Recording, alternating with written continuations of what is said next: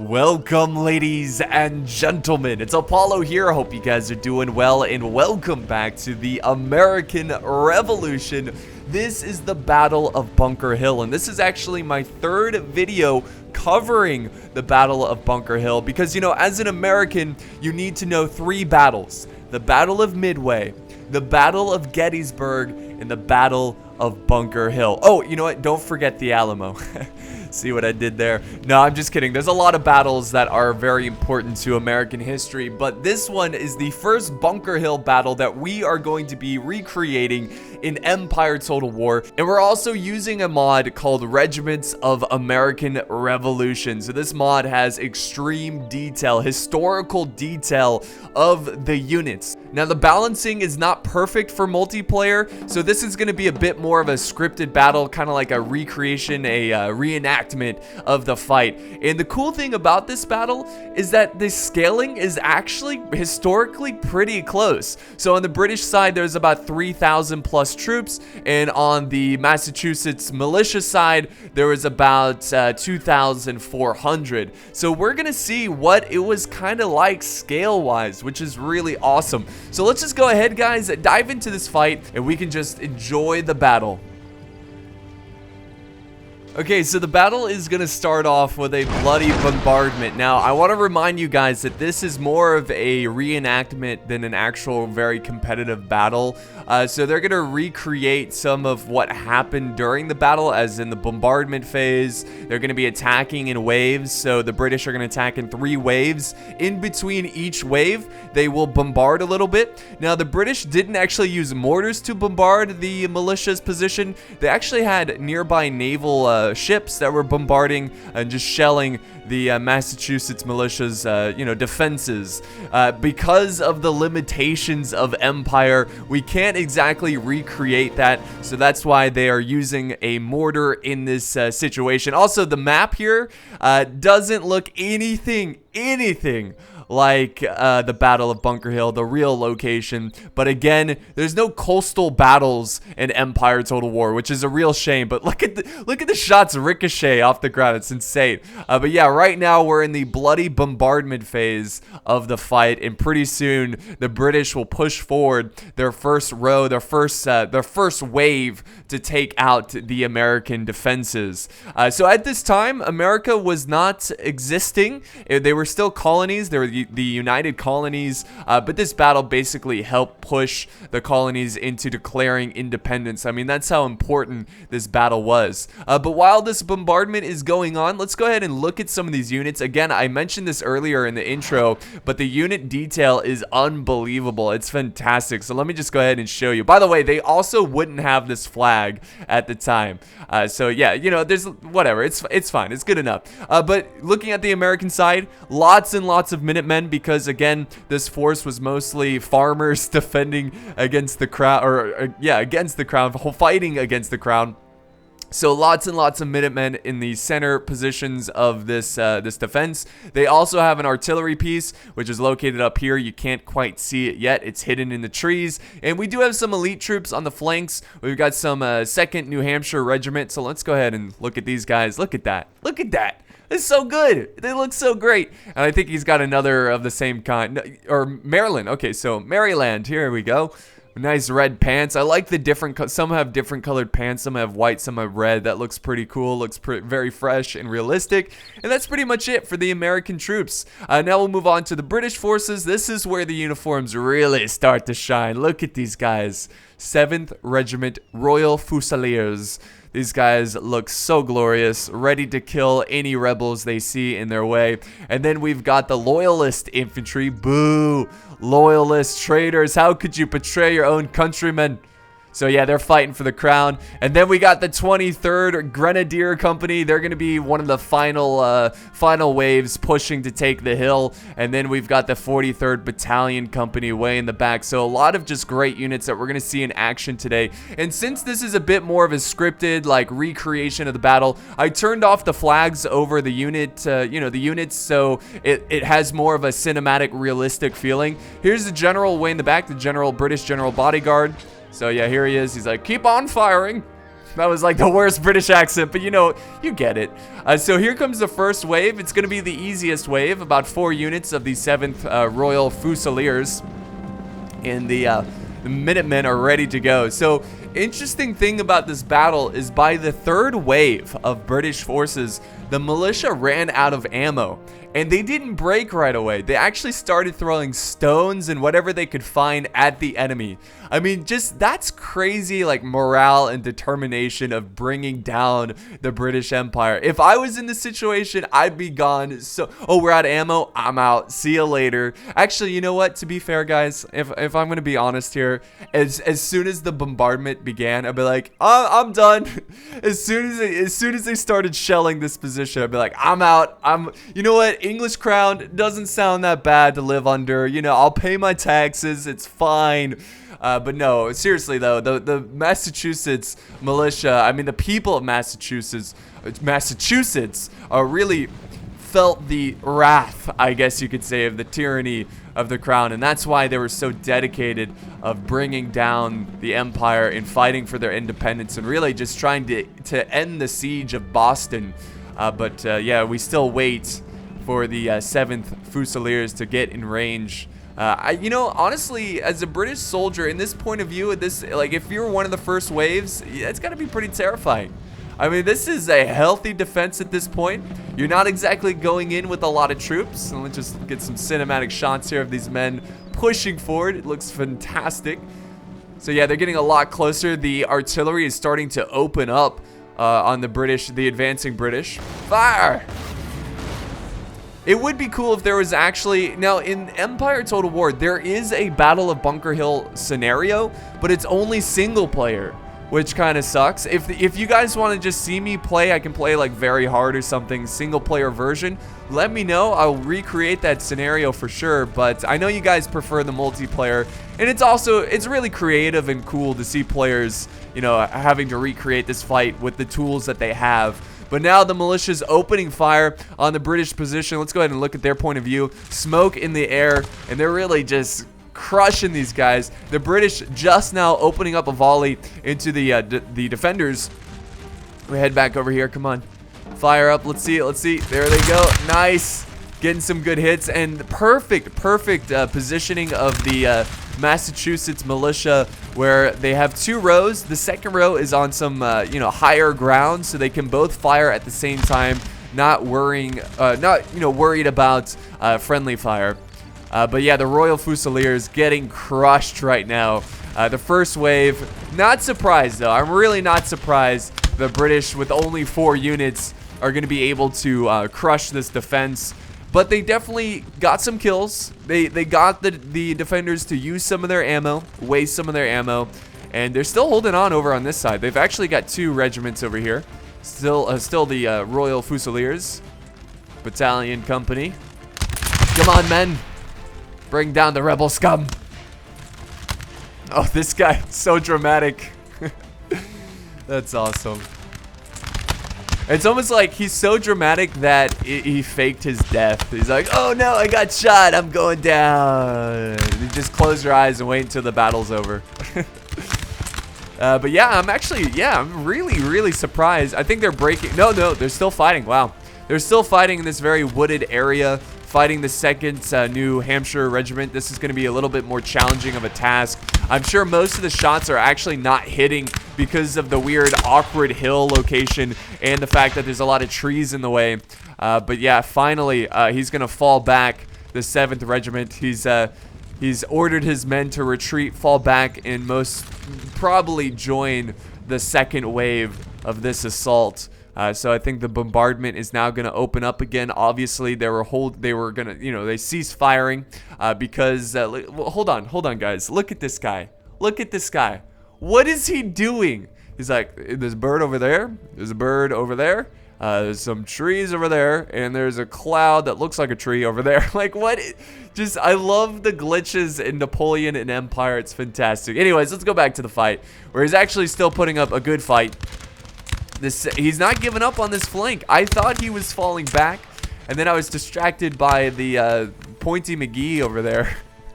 But yeah, what was I saying? Oh yeah, they wouldn't constantly bombard while their troops were attacking, obviously. But now that the forces have fallen back, they can go ahead and open fire once again on the militia's point of view. And so, who fought on the militia side? So we got actually troops from Connecticut, Massachusetts, New Hampshire, and Rhode Island. So all those, those areas around New England, most of the soldiers were here present in this fight. Also, there's a commander. Get this, guys. There's a commander. His name, John Stark. That's right. Part of the American militia, John Stark, are holding out with these troops, and that might explain why they did so well. But the second wave is now falling back, and I think pretty soon he's gonna open fire once again. They're not loading the mortars, but we'll see what happens.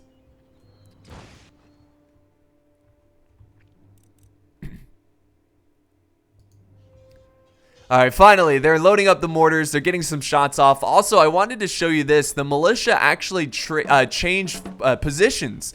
So now the unit that was in the front lines now falling back to the secondary line. I thought that was really cool and really smart. It's going to keep his troops fresh. It's going to keep the stronger unit in the front line. So I assume after this next wave, he's going to do it again. And the back troops are going to be a little bit healthier than the front troops and so on. So I think that's a really good strategy to keeping the troops fresh. Here comes another bombardment, another intense bombardment, trying to soften up these troops. And soon he will begin the second wave. Okay, so after a couple minutes of bombarding, the second wave is underway.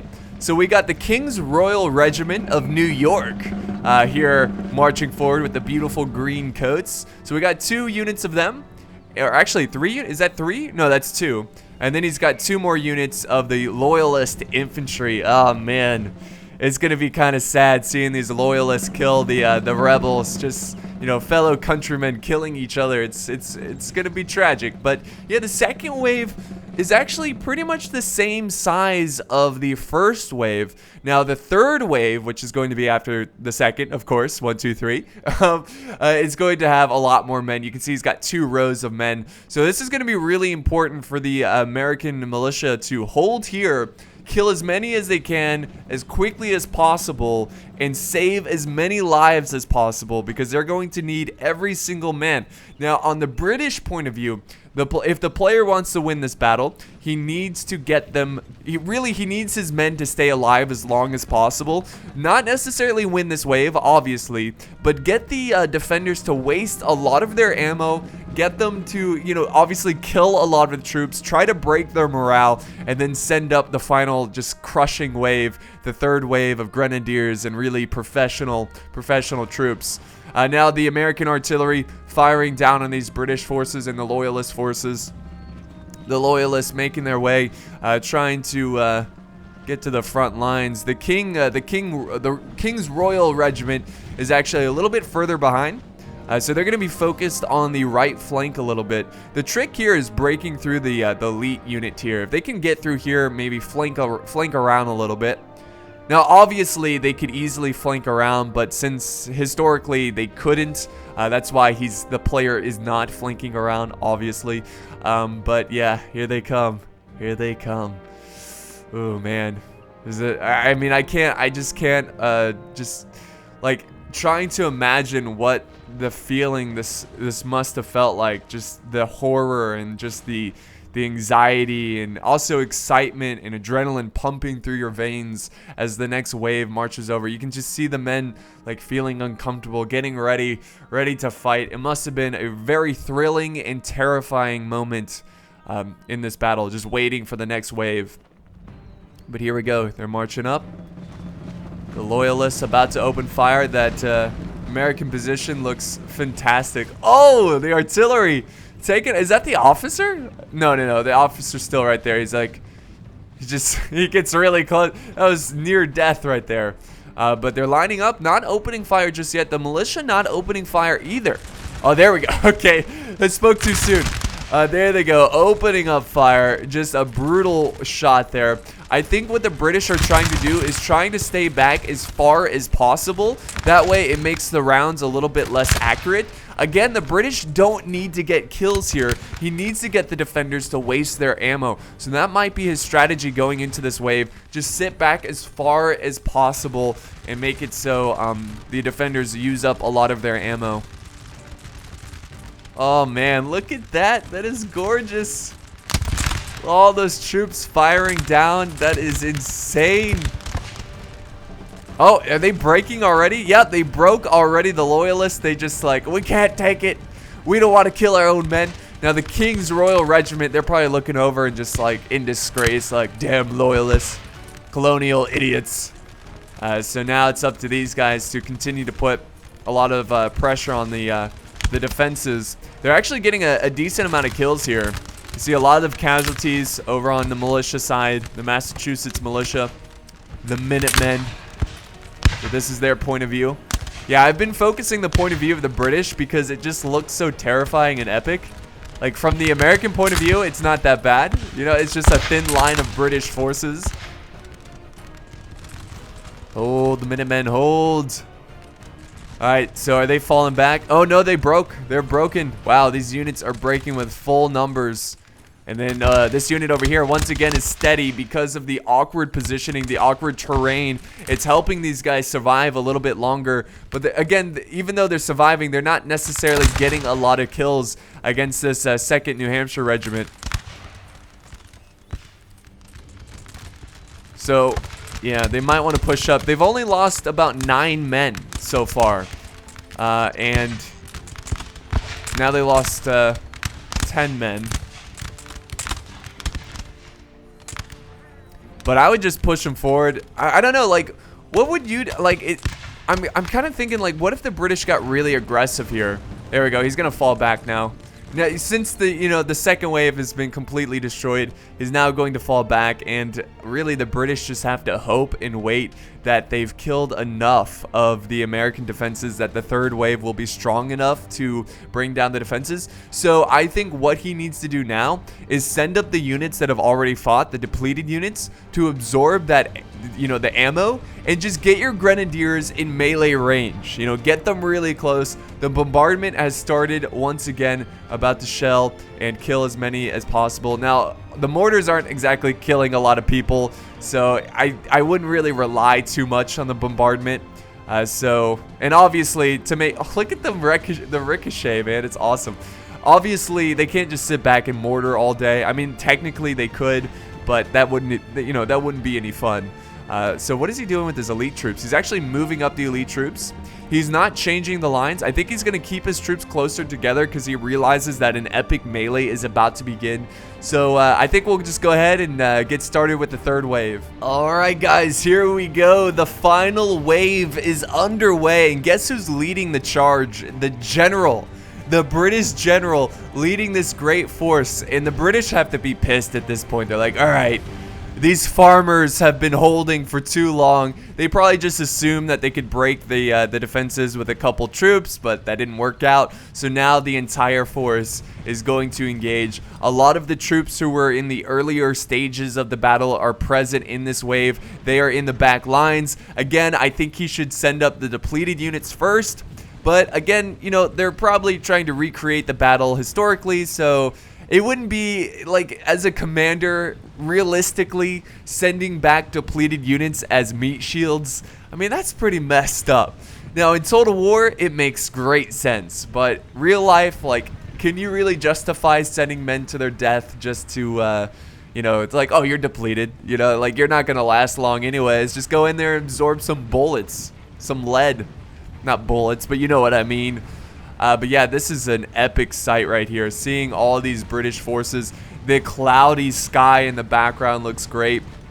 Oh, I think the players paused it. Yeah, there we go. Yeah, it's really weird. In Empire, in Napoleon, if you pause the battle during the live battle.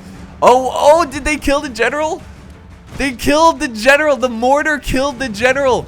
The Continental General Bodyguard has been, oh my god. Oh my god.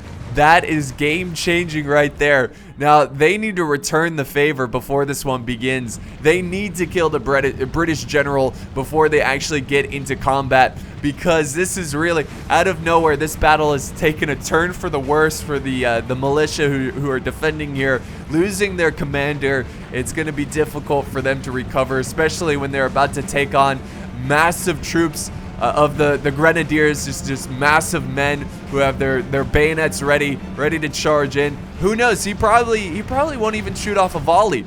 Now the defenders are starting to group up a little bit closer. He's got 3 layers of defense, three lines, 3 layers of line. There we go. Here comes the first volley.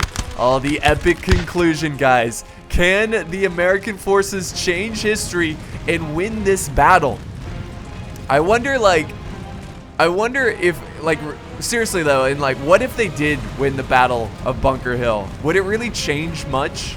I don't think it would change a ton. I think it'd still do the same thing, losing effect. Like, it would still do the same thing is what I'm trying to say. But yeah, he's using the grenadiers for the first ones to go in.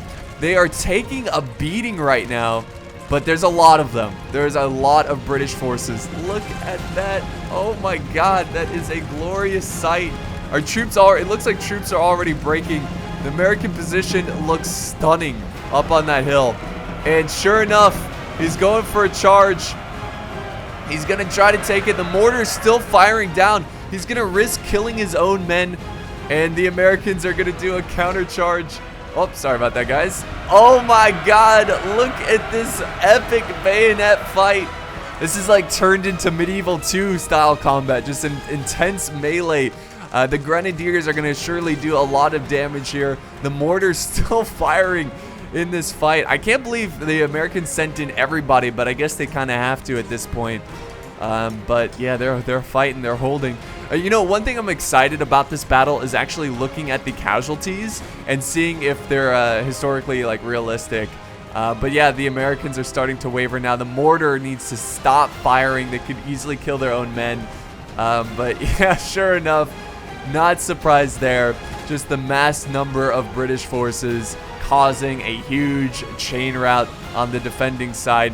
Now we still have the more elite troops fighting the good fight, killing the loyalists. At least they killed the loyalists, but they might actually hold off against the grenadiers.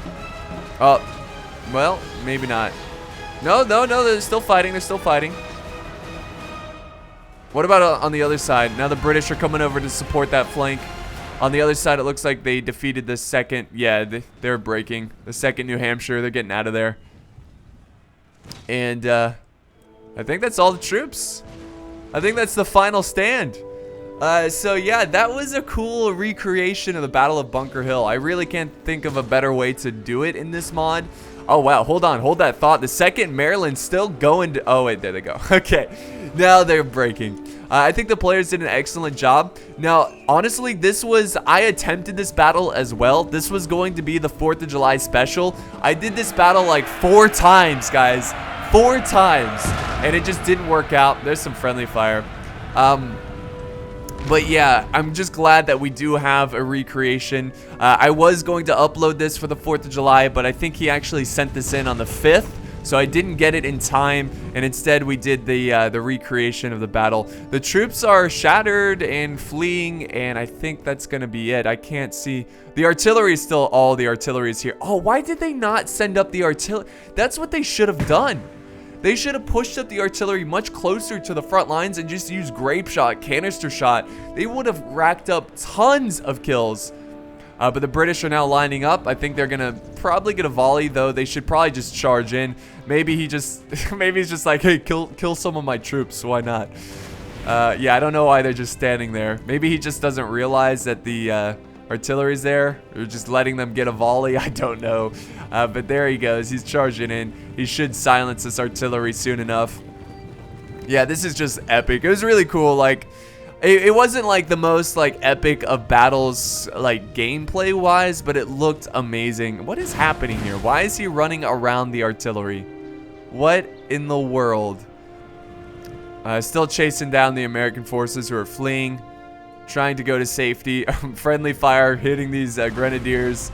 The artillery still firing. Did they break? Oh, wow. They broke the units. So now we got another charge of grenadiers trying to take the final stand of the artillery. I don't know why he's only sending like one unit at a time, but he's sending in the 23rd Grenadier Company. If they can get there before they fire, this is going to be huge. Let's see. Why are they standing there? What is this? Some sick game? Seriously, what is... Okay, there they go. It's like, what? What? And nothing happens. Okay. Oh, man. Execution right there. Alright, so I think finally that's the battle. And the players should admit here. There we go. Alright, so I wasn't in this fight. This was actually sent in by Mythic. I don't know why it shows my name. This is just a glitch. But if we look at the casualties, if we actually look at the numbers aren't exactly historical. They had about 500 more men, but it's pretty much. Let's see. Overall, the casualties, realistically, historically, they lost 450 men. That's including kills, wounded, and captured. 450. Now, in this battle, they lost 800, so double that. So they had less than the amount of troops, and they got double the casualties. But the kills are actually spot on. The American kills and casualties, so the British, they lost 1,054. It's 10 off. 10 off. That's crazy. But yeah, increase the armies by 500 and you got yourself the correct size of the battle, but still it's close enough. Thank you guys for watching this video. I hope you guys enjoyed this one. Again, it's a more like scripted cinematic kind of scenario. I hope you guys enjoyed that. I'll do that more often if you did. But yeah, if you liked the video, be sure to leave a like, a comment, share, and of course subscribe for more epic battles. Big thank you to Mythic again for doing this battle replay. Thank you guys, and I'll see you next time.